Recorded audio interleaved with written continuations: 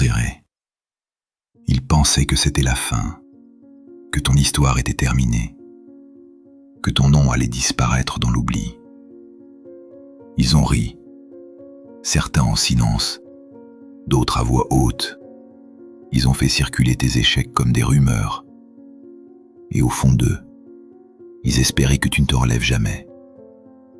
Mais ce qu'ils ne savaient pas, c'est que tu n'étais pas mort. Tu étais une graine. Et pour qu'une graine pousse, elle doit être enterrée. Elle doit être plongée dans l'obscurité. Elle doit supporter le poids de la terre. Elle doit affronter la pluie froide et parfois la violence des tempêtes. Les jours où tu pleurais seul, ce n'étaient pas des larmes de faiblesse, c'était l'eau qui nourrissait tes racines. Du moment où tu croyais tout perdu, c'était simplement la terre qui se resserrait autour de toi pour te rendre plus fort.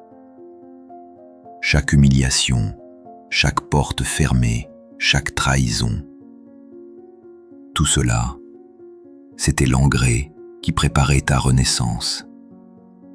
Ils ne savaient pas que plus on enfonce une graine, plus ses racines descendent profondément. Et plus les racines sont profondes, plus l'arbre qui en sort est inébranlable.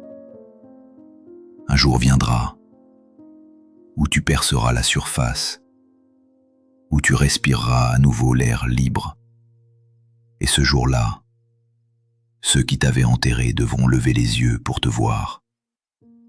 Car tu seras devenu un arbre immense, solide, qui ne ploie pas devant les vents. Un arbre qui donne de l'ombre à ceux qui en ont besoin et qui offre des fruits même à ceux qui l'ont ignoré. Alors ne maudis pas tes nuits sombres, ne regrette pas d'avoir été enterré.